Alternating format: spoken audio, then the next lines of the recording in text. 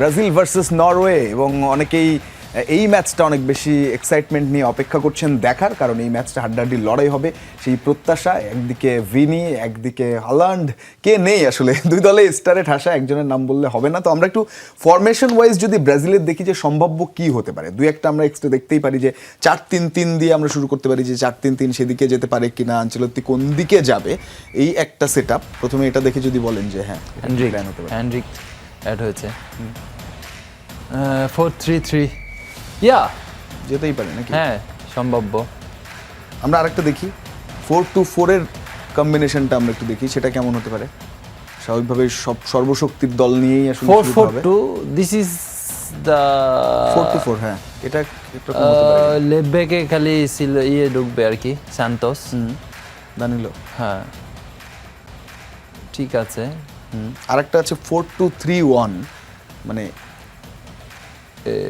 ভাইয়া এই স্কোয়াডটা সবচেয়ে পারফেক্ট। আমি খালি এই জায়গায় দুইজনকে চেঞ্জ করব, হ্যাঁ পজিশন চেঞ্জ করব। ওকে ভিনিস চলে যাবে মার্টিনালির জায়গায়, ওকে কোনিয়া চলে যাবে ভিনির জায়গায়, আর কোনিয়ার জায়গায় চলে আসবে মার্টিনালি। ফিনিশ। কোনিয়াকে একটা কোনিয়া নাম্বার 9 পজিশনে খেলে না, হ্যাঁ নাম্বার 9, আর মার্টিনালি খেলবে নাম্বার 10 পজিশনে। ঠিক আছে, এটাই 4-2-3-1। তো এই যদি ফরমেশন এটা 4-3-3 ও হয়, এই স্কোয়াডটাই পসিবিলিটি মানে বেশি, এই 95% এই মানে স্কোয়াড। নরওয়ের বিপক্ষে চ্যালেঞ্জটা কি ফরমেশন ওয়াইজ, বা না নরওয়ে যে ধরনের আসলে ফুটবল খেলে? নরওয়ের এগেইনস্টে চ্যালেঞ্জিং যত মিডফিল্ডে বেশি মানুষ রাখা যায়, এই যে ধরুন ব্রুনো এবং ক্যাসিমিরো, এই দুইজন কিন্তু এনাফ, কারণ তাদের অডিগারের মতো প্লেয়ার আছে, নাম্বার 6 যে কিনা গত ম্যাচে অ্যাসিস্ট করিয়েছেন, এবং তার সাথে নোসা এবং সোল্ট এবং হালান্ড। তো আমরা এই জায়গায় আসলে এই স্কোয়াডটাই আমার কাছে মনে হয় খুব ভালো হবে। এই জায়গায় দেখেন মার্টিনালি লাস্ট ম্যাচে নেমেই গোল পেয়েছেন, এবং বিনি কোনিয়ার কথা তো মানে তারা সারপ্রাইজিং এবং সবসময় ভালো খেলতেছে।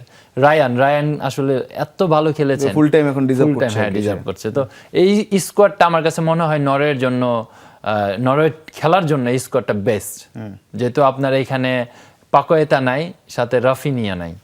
তো এটাই নেইমার তার আলোচনাই নেই এই ম্যাচের আগে। আসলে নেইমার কোন সিচুয়েশনে বা কোন মানে ফিজিক্যালি স্ট্রাকচারে আছে, এটা তো আমি আর আপনি জানি না। আসলে এটা অল অ্যাবাউট কোচের ডিসিশন, অ্যানচেলত্তি। আসলে এই ম্যাচটাতে আমার মনে হয় বেশি সম্ভাবনা আছে তার খেলার। আপনি যদি চেঞ্জিং হিসাবে দেখেন, ফার্স্ট চেঞ্জ হিসাবে নেইমার আসে ওই পজিশনে, নাম্বার 10 পজিশনে। আই ডোন্ট নো মার্টিনালি কতক্ষণ সেই পজিশনটাকে তাকে নিজেকে ধরে রাখতে পারবে, কারণ সে আসলে সাইডের প্লেয়ার। আবার নাম্বার 7, নাম্বার 11 বা নাম্বার 9-এ খেলতে পারে, কিন্তু নাম্বার 10 পজিশন আসলে সে কতটুক নিজেকে ধরে রাখতে পারবে এবং কতটুক সাপোর্টটা দিতে পারবে, এটা কিন্তু একটা প্রশ্নের ব্যাপার। তো সেই ক্ষেত্রে নেইমারের পসিবিলিটি অনেক বেশি। সিচুয়েশনাল গেম এখানেও প্রচুর হবে, যে গেম কিভাবে আগাচ্ছে এভাবে আনচেলত্তি বেশ কিছু ডিসিশন নিতে পারেন হয়তো সেকেন্ড হাফের দিকে বা সেরকম। কিন্তু আরেকটা ব্যাটল আমরা দেখবো গাব্রিয়েল এবং হালানের, যেটা কিনা আমরা ইংলিশ প্রিমিয়ার লিগে দেখি সবসময়। আমাদের হালান্ড থাকলে গাব্রিয়েল আছে আটকানোর জন্য, সেটা বলা হচ্ছে বারবারই।